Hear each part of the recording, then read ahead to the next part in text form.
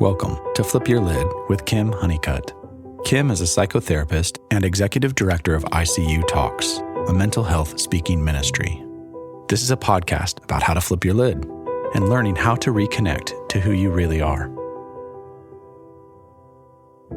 Well, hey, wonderful Flip Your Lid audience. We've got a special guest with you today. Today, I get to interview Meg Carber. She is a registered dietitian, and even cooler than that, we hang out in the same building. Our office is in the same building. Mm-hmm. And because she's so good at what she does, and allegedly I'm good at what I do, we never see each other. we never get to say more than good morning to each other. And so today, we actually get to learn from her. And she's got a lot to bring to the table. So Meg, thank you so much for being a part of this today. Thank you. I'm really excited. Yeah, it's going to be good. So let's just do what we do. Let's just start this off. So Meg, tell our wonderful audience a little bit about what's happened in your life that flipped your lid, and what measures did you have to take to reconnect to who you really are? Yeah, I love this question because I've actually never spoken about this yet really in any interviews. But to me, I think that my personal and professional journey over this last 5 years has just been this series of synchronicities that I couldn't ignore. And I think it really, the catalyst was my son is about to be 4 on Monday, actually. August 1st is his birthday. And really his delivery was what really flipped my lid. It was not an easy labor. It was very stressful and traumatic, but then his early postpartum was as well. And I think like becoming a parent is naturally an opportunity to flip some lids for people. Yeah. And really kind of like dig deeper into healing. But it really wasn't until his delivery that I realized, ironically, as an eating disorder dietitian who works with people to help them be more embodied and on the same team as their body, I didn't realize how disconnected I was from my own body until I really had to start to do some of the trauma healing after he was born. So, yeah. So that's so good. There's so many key words in that. You know, I was talking about eating disorders and disordered eating and delivery in the embodied brain, right? Just knowing the how much our brain and bodies are talking to each other. I know you speak Polyvagal with y'all. I'm so excited to talk to somebody who is a neuro nerd like I am. And so let's just go with that and talk a little bit about, knowing what it's like to be someone who specializes in eating disorders.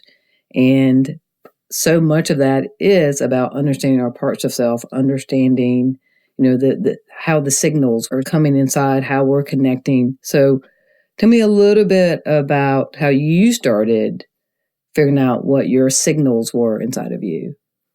Yeah, it truly was it was around the same time that I was kind of feeling the frustration my clients were feeling. Most of the people I work with are like, I know what to do, but I'm not doing it. Or I've been told all the things I'm supposed to do to recover, and it's just not working. And of course, the society we live in, they're left feeling like they are the problem. And again, I didn't even really see the parallels in my own journey of feeling like I was a problem until I started to uncover some of these things. And then I started to realize you are a model CBT therapy student. I was the best at showing up and reframing my thoughts, but my mind was my sharpest tool. And it was to keep me out of my body. So when I started to really have to do some of the trauma processing myself and realize how disconnected I was from my body, learn more about the states of my nervous system and how that actually was driving some of my maladaptive behaviors or the cognitive distortions I had to reframe in the first place, right? I started to be like, wow, this is the missing link with my clients as well as the kind of conventional approach to eating disorder treatment is still very much top down. And we avoid talking about the body because the body is often the source of trauma and the thing we're trying to minimize or shrink or avoid. So I'm sitting there giving clients more knowledge, but I'm just also keeping them in their minds and out of their bodies. So, it was kind of, again, these synchronicities of feeling the frustration with my clients and starting to doubt myself as a clinician of I can only take them so far. What are we missing? In my own journey, realizing, and again, that's why I say my son's birth, while it was traumatic, I'm able to look back at it now as a blessing in disguise of had it not been, I think I would still just be sitting in my CBT counseling office with my therapist, reframing all my anxious thoughts and never really getting to the root of yeah, Meg, okay, there's some trauma here. from childhood. And there's a reason why you became disembodied and disconnected, and staying in your mind is only going to get you so far as well, kind of thing.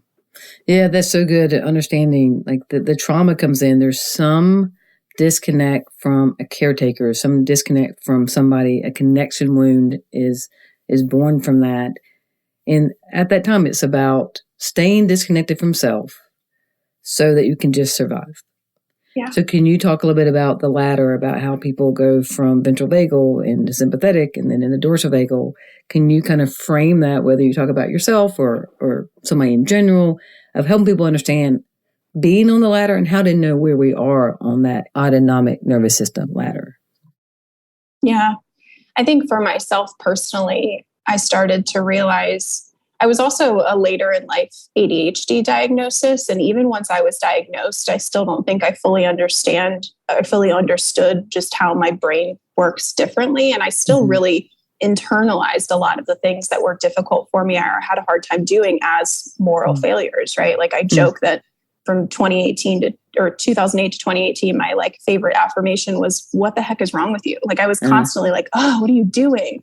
So for me, I started to realize, wow, from a really early age, I was pathologized as anxiety, depression, medications, definitely had some sensory processing disorder that I never really got support for. So I started to kind of disconnect from my body because it was an uncomfortable place to be and it didn't make sense to me. And no one in my life was really helping me make sense of it. So then I started to learn more about, when I feel what I'm labeling as anxiety in my body, that's actually looking more like a state of hypervigilance. And when I try these certain things, oh, wow, look at that. That's actually helped me kind of regulate, and that's helped the anxiety dissipate. When I look a little bit more like this, like trouble getting out of bed or maybe a slower state, oh, that's actually more of like a dorsal state or like a freeze fawn, right? So I think a lot of times my clients, the parallel in our stories is we do end up kind of pathologizing these behaviors.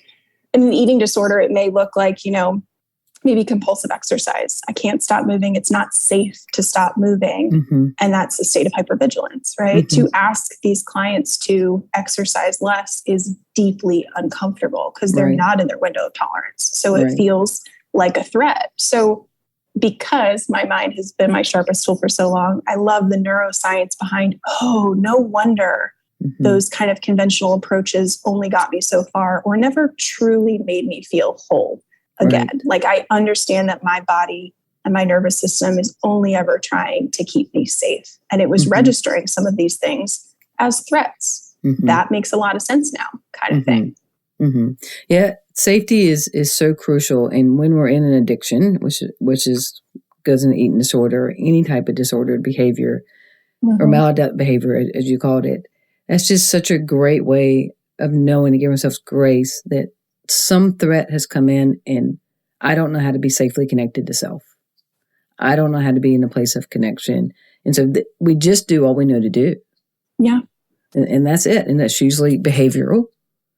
Right? Opposed to knowing how it is to regulate our emotions, regulate our life experiences. And so your specialty is co-regulating with your clientele. Yeah. Right? So what do you think, especially for women, and men are not exempt from this, but especially for women that are fragmented relationships with our parents, for women it really gets shown and displayed through food, in our relationship with food. So rapidly, so excessively. So why do you think that is? I think you touched on it earlier. I think attachment does have a lot to do with it. I think part of why, and even if someone doesn't identify as someone, in recovery from an eating disorder, I think most humans in our society have some sort of disordered eating just because it's the waters we all swim in, right? But sometimes it feels so hard to break away from that because there's actually kind of an attachment to it, like in the same way that our disordered or maladaptive behaviors are our body trying to regulate and find safety.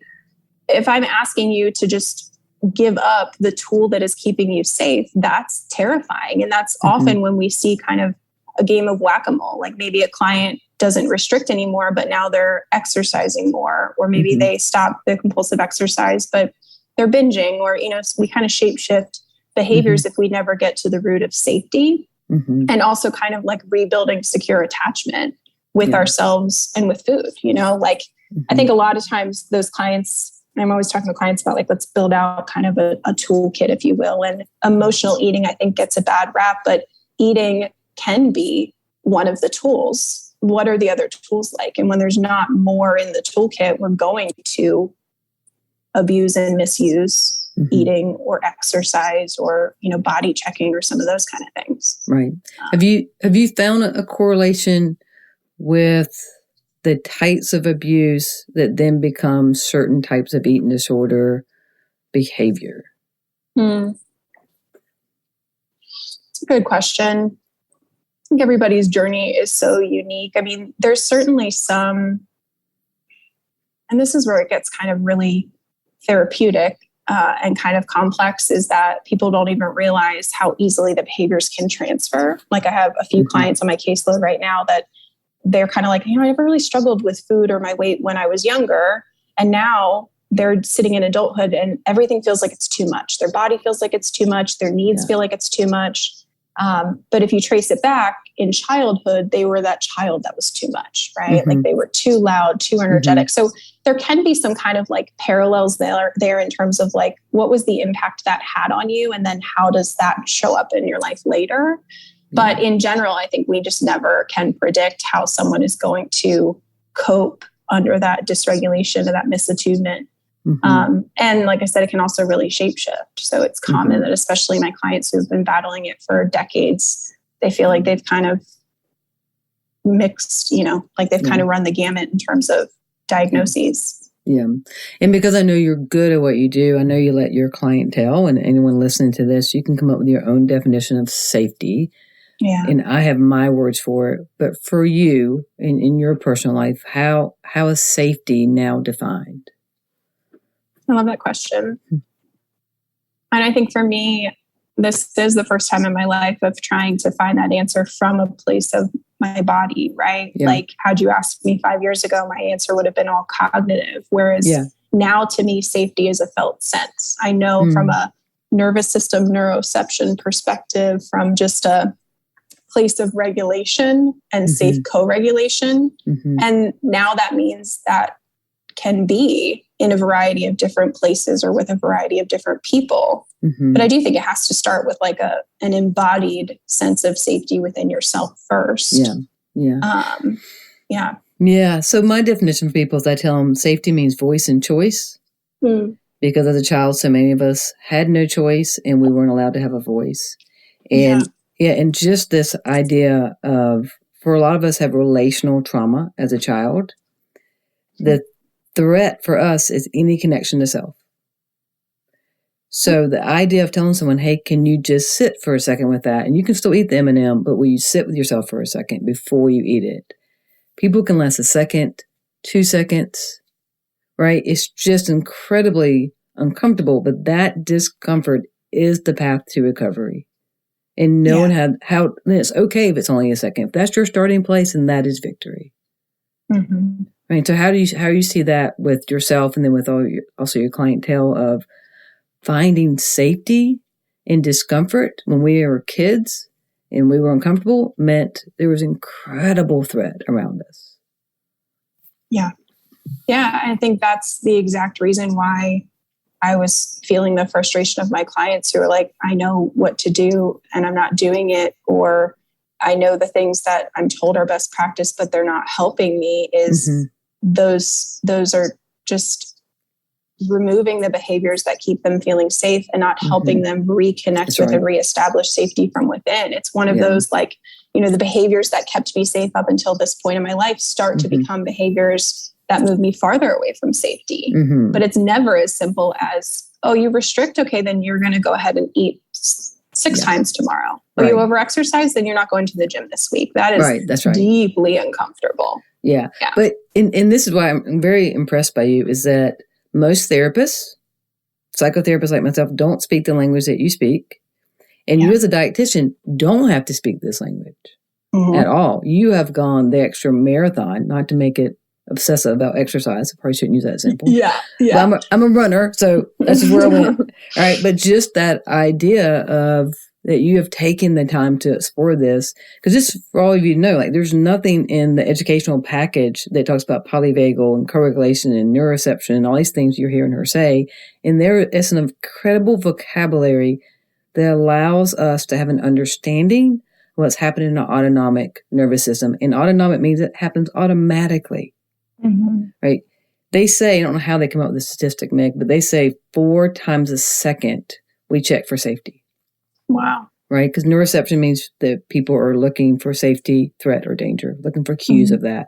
4 times a second, people look around to see if they're safe or not. Yeah. So why we eat, why all of a sudden I'm binging, or all of a sudden I'm purging, like so much happens in 1 second that we don't always know the cause.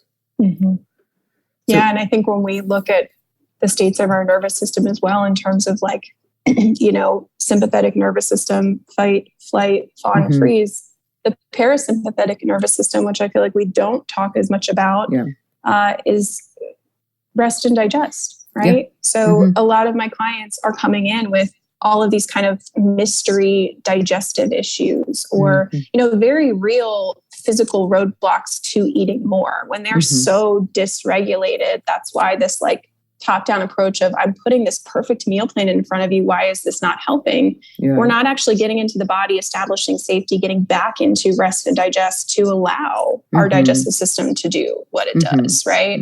And to fully function. And I appreciate you mentioning that. And I hope that we'll only see more dietitians continuing to kind of speak this language. I've trained under the Embodied Recovery Institute, and it's all about like a somatic approach and looking at it through the lens of eating disorders as a defensive strategy, but also why do we even have to defend ourselves in the first place? And that's where they talk about our sensory experience being either regulating or dysregulating, our attachment dynamics playing into it, and our nervous system sense of safety or threat. So all of the credit goes to them, honestly. Because I was like, whoa, this is the missing piece. This makes so much sense. But also, what is all this? Because it is nowhere in my curriculum for the last 10 years or so. Yeah. So, and my guess is that because I teach people this, that attachment styles in America, that there are 4 or 5. You go to somewhere else, so they've got like 25 attachment styles, right? But for us, we keep it simple as possible. And I think, and tell me this because you're more expert than I am, that the preoccupied attachment, right? And so it's just like it sounds. I mean, if you're preoccupied with what someone else is experiencing, you're neglecting what you're experiencing as a child. So you're more into what your mom or dad is experiencing. You're holding their emotions and their experience, and no one's regulating your experience. That's preoccupied. I would think that would be the most common, along with disorganized, right? Because that's common. That will be correlated to every addiction, right? When you have a disorganized attachment. But I would think preoccupied would be very high rate for eating disorders. Is that true? Absolutely. I've never seen statistics of like, but just my experience in terms of my clients is, and even in that example you're saying of you're so preoccupied with kind of reading the room and walking on eggshells and looking for everyone else's that you forget that you are a human with wants and needs. I think I do have a lot of clients later in life who they don't even know what they need or want, let alone the fact that it's safe to acknowledge they have needs to meet those needs for themselves. So it kind of ends up in this very disorganized way that we take care of ourselves because a lot of it is getting back to that sense of self. I have a lot of clients that are like, whoa, I don't even know what I like in food. I don't even know what I want. I don't know what I need. I need you to tell me, right? So we end up very externally focused. Just give me the plan. Just tell me what to eat. I think that's part of why diet culture really thrives as well, is it's just simple for people. It's not asking them to turn it inward and kind of audit their internal landscape. It's as simple as you're being told what to do and you just run with that, right? But then you really lose your sense of self. Yeah, I love that. Audit your internal landscape, like know your love map, know who you are. Yeah. And I do think this is why it's more common in females. It's not completely uncommon in males. It definitely happens. We've seen a higher rate with that. But with women, because women are taught that they're not allowed to connect to self. We get that message in church. We get that message at home. You get the message at school. And that it's just true that men have more of an understanding and they're more likely to have an avoidant attachment, which means that it's more about a task, they put it this way, They think I'm okay. I really don't care if you're okay. Right. Mm-hmm. So, and that's encouraged. And when men do the work, they quickly will walk away from that. But overall, you've got a man that's taught, I'm okay. I don't care if you're okay. A woman that's taught, I'm not okay. It doesn't matter as long as you're okay. And those two people get married, by the way. Mm-hmm. So, but in all of that, any relationship with food doesn't become about a connection to food. It becomes about using it as a way to cover up pain or emotions or unresolved experiences. Yeah. Yeah. Well, are you seeing a higher rate clientele with males, or is it still? Yeah, I am. And I don't know that it's because it's more prevalent. I think we're just getting to a place finally where it feels a little bit safer to talk about it, but definitely we have the most amount of males in our practice right now that we've ever had. That's very encouraging. I'm glad to hear that. Yeah, I am too. And I've even had some that have reached out and been like, I've been looking, but I haven't really seen myself in the websites or in the social media pages or that kind of stuff. And it's not that I exclusively talk to, and I try to be very inclusive, but I don't know that he would necessarily see himself in my website either. But it's kind of like you work with athletes, so it might be a good fit kind of thing. But we're definitely seeing more. And I don't think that that's because they haven't been struggling. I think it's just that they're finally to a place of like, let's work on this, Yeah, that's an excellent point and observation. So with that, let's just slide into a very touchy, very sensitive topic of the correlation of sexual abuse and eating disorders and disordered eating. Can you speak into that? Mm-hmm. Yeah. I think it's layered, as all traumas and assaults are. And again, this polyvagal embodiment approach is asking us to resource the body instead of run from it. And I think with a lot of trauma, we can disconnect from self, but especially with something like that, how wise is it and how great is it that we have the ability to disconnect from our bodies, right? So in those instances, that treatment plan is very slow in terms of it doesn't even feel safe to do the basic level interoception of, I'm hungry, right? Like, I think that that's more likely to be just dissociated from the body. Right. So how do we help again get back into the body in a way that's safe? Yeah, absolutely. Yeah. And I think that goes into what you said earlier that was really well said about, that eating disorder is not even the right terminology anymore, that it is a coping mechanism. And if there was another way to regulate what they were experiencing, then we don't have to go into behavior, right? And so as a recovered alcoholic, like I thought for so many years it was disease of addiction. And I can tell you all about American Medical Association. I can tell you the criteria. And the more and more there's research and things out there that it is not necessarily genetic. It really is a coping mechanism. And it's not because we know it's generational trauma, not genetic. Yeah. I hope that we'll only continue to see the DSM and the criteria around eating disorder diagnoses change to be that as well. I think we're finally starting to see some change in just understanding that eating disorders don't have a look and they can come in a variety of shapes and sizes. But for a very long time, it was like, if anorexia is what thin white teenagers struggle with, right? There's just these stereotypes around what it looks like and where it originates from. It's body image related, right? They want to be smaller and that kind of stuff. Whereas when we really look at it through this lens of, I almost see because I do a lot of really trying to throw it back as far as clients can remember, which is sometimes difficult, but like, how far back are your earliest memories, or what are some of your earliest memories about food and body? And we start to kind of build out this like timeline of their experiences. And clients sometimes have very vivid memory of, being in 6th grade and being bullied about their bodies, or, being in 4th grade and their grandmother making comments about their food. Or we really start to kind of see this like, wow, it's never been safe to just be in your body and allow it to grow as it was intended to. It's never been safe to just intuitively eat and reach for what you wanted because you were criticized or, so when we really start to kind of unpack that, we're like, we can see these moments where these quote unquote disordered behaviors popped up as little red flags on the timeline of our life that something deeper was going on, and there was kind of a misattunement.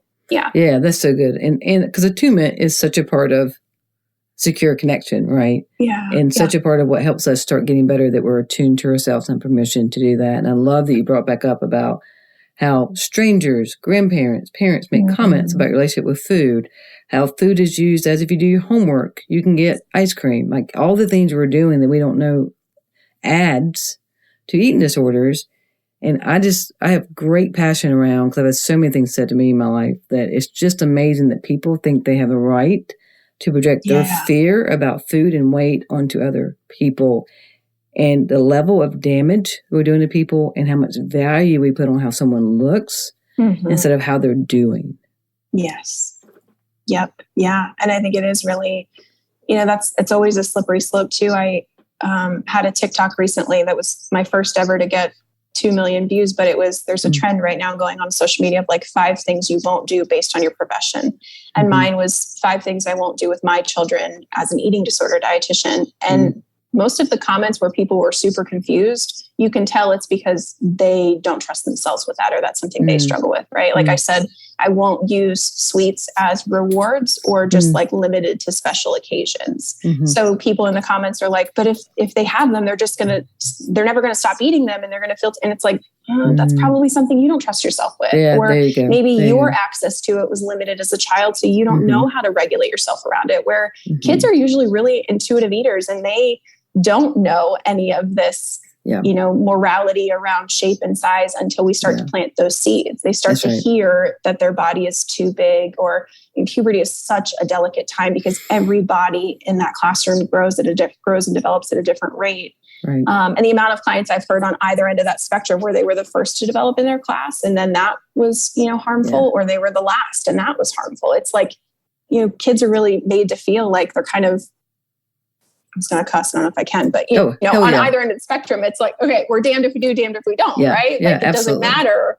Yeah, which is just so sad. And the amount of times that adults are projecting that on. Another one of the things I said was that I won't comment on my children's bodies. Yeah. And people were very like, but can I even say? And to them, what they're saying is a positive or a compliment. But it starts to plant those seeds that our bodies matter so much more than they do. And what happens then when our bodies grow and develop and change, because they're supposed to, we almost lose that part of our identity, right? Like I've had clients who were the smallest one, but then they hit puberty, they become larger, which is developmentally appropriate and super healthy for them. But they lose that, you've always been the tiny one. You can eat whatever you want. You don't have to worry about it. Yeah. And they panic, right? And they start restricting to make their body smaller. So, anytime all of that stuff is coming, it's usually a projection, you're right, of like their own insecurities around food and body, and just planting seeds that aren't organically there for our kids. Could you, I have 2 toddlers. I could never imagine if my 4-year-old was like, I can't eat that, there's too much fat in that, or that's so bad for me kind of thing, or I need to work out harder on the playground tomorrow because I just ate candy tonight. Like what? No, we just don't hear that. Yeah, if that's we did, right. I'd be like, holy crap, Yeah, that's so good. And amazing how we are taught that. And that's the thing, like shame is always a gift. Shame is always given to you by someone else. And it's so prevalent, and there's a normalcy to it, and doesn't make it okay. There's a normalcy that we don't realize that it's shame induced, and that was never meant to be part of our DNA. It's never meant to be part of our internal landscape, our understanding of self, right? And that we can do something about this. The harm we're doing to people, that the only thing we comment on with each other is how someone looks. Yes. Right? That's the highest value. We can do something about that. There is the intentionality we can have around food, and not commenting on what someone's eating, and not allowing so much value to be placed on restriction and working out obsessively. And so what advice would you give if you have a friend, or you see somebody and it's obvious that they are doing something, like they're working out more, they've changed their diet? What put words on that for us of how to talk to each other without causing more harm?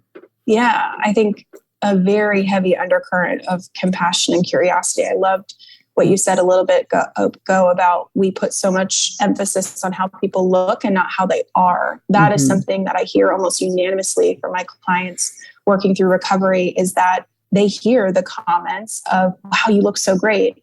but they're losing weight because they are eating under 1,000 calories a day, right? Or they stop receiving the compliments when they start to regain some of the weight. So these things, again, people don't mean anything negative by it. I think a lot of people, if they realize the harm it was doing, they would not make these comments. So I think rather than comments or assumptions, it's always just curiosity. How are you doing? Like, especially with what I do, I'm never like complimenting weight loss or people's bodies, or because you never know. Like we've all, I think, heard those stories now of like, yeah, I lost weight when actually there was a TikTok I saw recently that I loved. I speak in TikTok, obviously. Listen, I got to get on this TikTok thing. I'm behind the times. Get over there. It's fantastic. And I only ever talk in TikToks now. I'm like, this is my references. I can probably find a scholarly article, but this is my reference. But there was one recently where they asked their followers, when you lost weight, what was happening? And it was a beautiful video of like, when I lost weight and received compliments, I was going through a divorce. I just lost my mother. I just received a diagnosis. My child was being bullied. Like there's some really heavy stuff that people are going through. Yeah, so and that creates another misattunement, right? Like that's such an opportunity to connect and to truly ask, how are you? Are you okay? What's going on? Yeah, so good. And I think that's too, where like helping people better understand their nervous systems and how their body responds to stress is really powerful. It is harder to eat when we are under stress and dysregulated. So sometimes restriction and weight loss isn't necessarily like intentional, we're really stressed. There's some heavy stuff going on. It's harder to eat. We miss meals. Maybe we're less attuned to our body's needs. And then we start receiving compliments about our weight loss. And we're like, oh yeah, okay, this is a good thing. I guess we should keep this up. So it's a very long way to say that's such a beautiful opportunity to connect. And I think always leading with just curiosity and questions versus like assumptions or what you perceive as compliments, because you never know how that's going to land for the other person. Yeah. Absolutely. That's so well said. And so let's talk about perfectionism for a second, right? Because we know that's part of a trauma response. And so I'll reveal this. So when I had about 10 years sobriety, which I think is a very crucial time when you're sober, get 10 years, all of a sudden it's about emotional sobriety. And a lot of people start messing up. And I did. And I ended up in a treatment center for eating disorder. And I will tell you, I'm the only one in the group that could do the artwork or do any assignment they gave us quickly. Everyone else could not finish in the time frame. I had no issue with perfectionism. I just would do it very, very quickly and make my point, and I was out, right? Everyone else was like the level of perfectionism, right? So that's the one area I did not struggle. Still to this day, don't struggle with perfectionism, but that is prevalent for people. Any idea about that and how that comes in as one of the coping mechanisms? Yeah, I think, it goes back to, and this is again where, my practice, we really do practice from a top down and a bottom up. So top down being like the cognitive skills, the education too, of just here's how your body works. Like, I know that's what that diet told you, but that the body doesn't actually work that way. Right. But then the bottom up also being like regulation. And I think that perfectionism really keeps us in this just very rigid black or white place. And the human body and the human experience is so much more colorful and complex than that. So sometimes too, that's even more anxiety provoking for clients when we start to break down that feels very certain, like I can be perfect at this. And when we start to actually break down those walls and they start to learn more about like, I know counting calories, like you feel like you have to do it and you're doing it perfectly, but there's a lot of variation in even calorie labels. And like, so we can start to kind of break that down and realize like, there's really no way to perfect any of this, which to some people, again, like I said, can be further anxiety provoking, but for others, it helps them realize like, this is a false sense of safety and this is a false sense of control. Right. So how do I try to find the safety without the maladaptive behavior? But perfectionism is definitely very, very common. Yeah, absolutely. And again, it's about seeing someone like you who understands the trauma that's happening in there. And that, I say this a lot, I don't believe in self-destruction, because if there was self, there'd be no destruction. Right? That we are very constructive when we're connected to self. But that you can have other areas of your life that your wise self, your essence is showing up. And when it comes to food, that your trauma is still being played out and displayed. And here's part of the trick. Like, we need to be seen. That's a huge emotional need. And if as a child, you being seen meant you weren't safe, you now have this amazing conflict inside of you that you still need to be seen, but you don't feel safe being seen. And that is where I think eating disorders can come in really well. It allows us to be seen. And at the same time, we don't know how to make it okay. Mm-hmm. That just on our own, people, you have a right to say, hey, I need some attention. I need to be seen today. Yeah. Any techniques or anything particular you're using to help people know that they have a right to have a voice around that, and leading up, getting to a point you're allowed to have a voice about being seen? Yeah, I think I always like to, I just think humans are so wise, even when they don't think they are, right? Like, I think that there's a lot of ways that my clients are already intuitively and very innately resourcing their body and trying to cope in healthier ways. So I love to kind of kick the door open by showing them ways that they already are listening to and trusting their bodies, which can become a gateway to, I can listen to my body when it has needs. I can trust my body to eat and to eat these certain foods. But, especially the more knowledge I gain around somatics, like in my office down here, we'll have to come down here and I'll teach you TikTok, but like I've got a little, I've got some hammock chairs in here. I have some yoga balls. I have these like weighted lap and shoulder pads. So I have a variety of different like sensory and regulation tools that I always have available. And sometimes if I can tell something about a client, I might encourage them to try it and see what changes. But people are pretty wise in that, like, they'll walk into the office, they'll sit down, they'll immediately like put a pillow over themselves, for example. So a gateway to me being like, you can listen to your body. Your body has needs that it's always telling you, and it's okay to listen to them, is like, how did you even know that you wanted to sit down and hold the pillow? Right. How did you know that you chose those clothes today? Right. Like, how did you know that you had to pee? Like, people are listening to their body's needs in certain areas of life, but it feels really terrifying to listen to it when it comes to eating enough, either getting moving or slowing down exercise, right? So sometimes to help people understand, like, you already are doing this. We just need to transfer those skills to, it's okay to have needs and wants with food and with body. Yeah, that is so good. If you come in my office, and I have a weighted pillow too, but they can't really always grab that and see that. But if you come in my office and you put a pillow in your lap, I automatically think abuse. I think you're hiding something. Yeah. It's just, like just adding like a barrier between. Yeah. Or they are concerned about their weight, so they're going to hide their stomach, or that they are self-soothing. They know they'll grab the pillow, right, on some level. But it's interesting because a lot of people will use the pillow in a sense of kind of hiding behind it.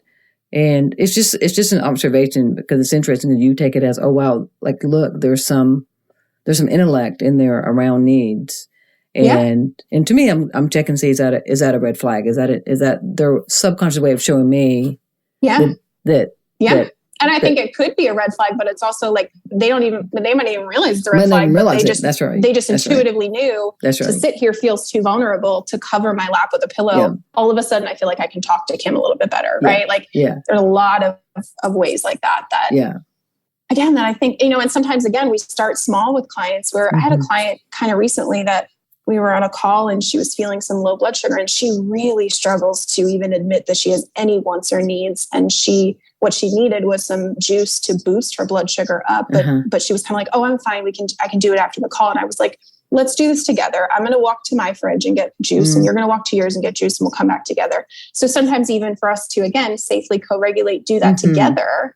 She knew she had a need, but she didn't feel safe enough to just meet her own need. But because we did it together, we both came back, we were telehealth, and we came back to our desk with our juice, and she was in tears, So sometimes you need that just safe person to say, hey, I know that you notice your need, and guess what? It's okay for you to meet your need. It's a kind of a different story if they don't even register the need, but I do find a lot of clients notice the need, but that's so good. Shut themselves off from it, Yeah, that's so good. And I just think that's something that I don't think we can talk enough about this, that so many of us, male and female, but I'm going to focus on female for a second. I'm not intentionally leaving out non-binary. I just don't have statistics around that, right? Yeah. But I love non-binary people. The level of courage they have is just ridiculous. So, but as a woman, I can speak about that. And the women I've worked with, the fact that we are not allowed to have a need, the fact that I don't have men come to my office and talk about they feel selfish Yep. Like it's very rare, maybe 2% men will say that to me, that we aren't allowed to take up space. That, men come to the office, and this is absolute truth. They take everything out of their pockets, put it all across the coffee table. They always move the Kleenex box. They sit in the middle of the couch and they spread out. They are taught it's okay to take up space. And I'm glad they are. That's beautiful. But we aren't. We aren't. And everybody that's can. Yeah. And that's part of why we restrict food. And that is part of why so much happens that we aren't allowed to have a need. We're allowed to take care of someone else's need. But we get the message in so many different arenas that neglect of self is somehow beautiful, and it's nothing but abuse. Yeah. Yeah. I think that's honestly part of, back to the original question of like what flipped my lid. I think becoming a parent really exacerbates that as well. Like it's such an opportunity to be fully selfless if you're not already in roles in your community or your work or in your family structure that you are needless and wantless. Like you're putting these little humans ahead of you, whereas it does feel selfish to take time for yourself first. But yeah, it is fascinating to see just how deeply ingrained in it is us, and how generational it is as well, right? Yes. Like a lot of times we're rubbing up against things that are just so normalized in our culture that we really are swimming upstream, and that makes the work feel even harder. Like if these kind of deeply ingrained beliefs and gender norms and these systems of oppression weren't a thing, I don't think my specialty would be. And as much as I love my job, I would love a world where everybody knows they can take up space and they can have needs and wants. And that's okay. That's not pathological or these labels we apply to it, right? Like my daughter is only 16 months old, and one of her teachers was like, "Oh, she is so bossy." And I was like, she knows what she wants and needs. And that's what I left it. I was like, we are not freaking labeling my toddler as a bossy, because I know what that turns into, right? That turns into all these stories later in life versus I'm like, no, we're going to hold on to the fact that like girl knows what she wants and she goes after it, I love that. And I love that parenting, because we know if it was your little boy, he would have been told, oh, what a leader he is. And we know this is not crying victim. This is based on experience. This is based on the research that's out there. It's part of occupational segregation. There's so much that happens from the beginning, right? Of how we label a little girl and how we label a little boy. And this is all part of the disorder. This is all part of why we go into behavior, because we're not getting permission to explore who we actually are. I agree. Yeah. Even if you go, like I go shopping for my kids, and you just spend time next time you go to a store, whether you're a parent or not, just walk by the kids section, and you're going to see like adventure, explore, all this kind of stuff on boys. And you're going to see like cute, sweet, sassy on like the girls' clothes, or you pull up like to, a size 18 months in girl shorts or size 18 months in boys. And that boys has so much more fabric. That girl's is already smaller in the waist and shorter. So even at that age where children really, we don't see a difference in how they grow and develop. They're already like, girls are supposed to be smaller, boys are supposed to be bigger. So this stuff goes very, very deep. And at the crux of it, I really hope all of my clients and people listening know you and your body are not the problem, right? Like these are the systems we operate in that make us feel like we're the problem, and we have to fight like hell to fix it and shrink it and change it. But you're right. Like we're just not even supported in being who we want to be mentally, physically, spiritually, all that stuff.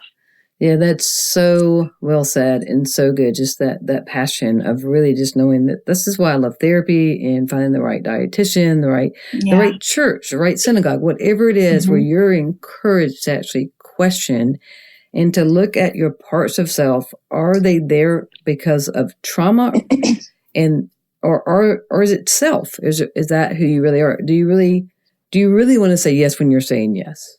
Yeah. Right? Just starting there. And I tell people to really keep a log of how many things that day they said yes to that they really wanted to say no, and then look at their behavior on that day. Did they overeat, undereat? Did they drink alcohol even though they had no plan of drinking alcohol? Like again, it goes back to safety as voice and choice. You not exercising your choice throughout your day. And the voices, by the way, they're telling you, and they sound really logical about why you need to say yes. That is all shame-based. Yep. That is all conditional. And so we don't even know who we're listening to. Exactly. Yeah. I love that you do that with your clients. It kind of reminds me of when I point out to them ways they are listening to their body, because we do see that a lot, right? If they're saying no when they want to say yes and they feel deprived, that could be the person that's like, why can't I stop eating? Why am I binging? That's not even what I want. It's like, that's one way you're trying to fulfill needs that are otherwise going unmet, because in all these other areas of life, you're either saying yes or no when it's actually incongruent with yourself. You know, so how do we get back to more congruence when it's possible, right? Like, it's incredibly privileged to 100% of the time be congruent and attuned to yourself, but a hell of a lot more than is currently happening is what people need, you know? Yeah, that's the thing, right? When we're in recovery, if it's 2% more that day, then that is victory, right? And that's just what we have to do. And when we get triggered and we go into an adaptive role, you go into another part, just know that's trauma-based. Like, you know, as I'm a member of a 12-step program, to be told, oh, they relapse because they want to add to their story. That's bullshit. It means you don't understand neuroscience, right? They say that? They actually say that? Oh, that's my horrific. gosh. Oh, yes, they say that all the time. Yeah, it's why I don't go to meetings anymore. Because it saved my life. Please hear me. Like, I'm sober. I would have died. Yes. It's a beautiful thing. And it also doesn't understand trauma and shame and emotional needs. So certain aspects are missing for that. And I still love it and all that. But to tell someone who relapsed, whether it's eating disorder, sexual addiction, anything, that you just wanted to add to your story, I need you to know that is, it's disinformation. You've been misinformed. It's trauma-based.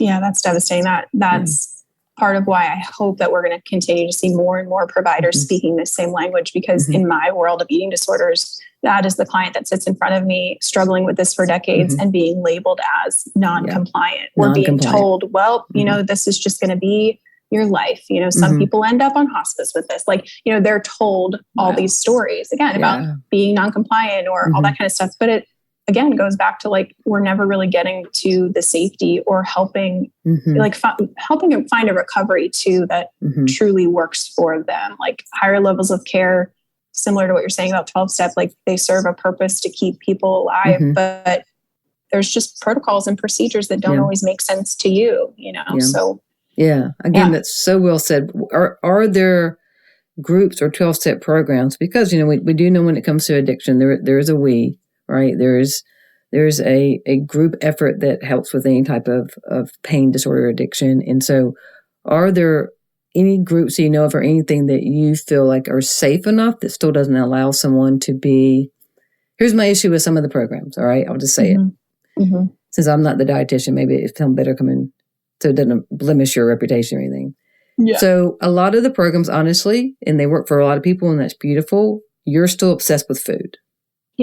You're still having to call your sponsor before you're allowed to eat. You're still having to weigh your food. And so the thing is about freedom. So knowing that we need groups, any suggestions, I know it's a big question, any suggestion about that, of finding healthy people who are not encouraging the eating disorder or trying to control you, because control is not love.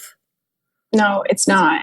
And you're right. And I think that's because this whole conversation, what we're highlighting is it's not as much about the food as we think it is, right? That's right. So yes, again, this is where we need the top down and the bottom up. From the top down perspective, as a dietitian, you have a certain amount of calorie or energy needs. And we know that if you're under eating, we see these health implications. So we want to make sure you're well nourished and you're healthy, right? So yes, it's an art and a science. We need a little bit of the nutrition stuff. But again, like, I think that's what keeps people stuck in that obsessed with, or sometimes, unfortunately, I have clients who leave and almost have different behaviors, right? Like, oh, I didn't even think about how I could do that until I saw her doing it. So tack that on to some ways I'm coping, you know? Unfortunately, I wish I had a better answer, but no, you know, and I think that's why I hope that as a collective, we're going to continue changing this conversation so that this healing can be happening. We do heal in community, and eating disorders are incredibly isolating.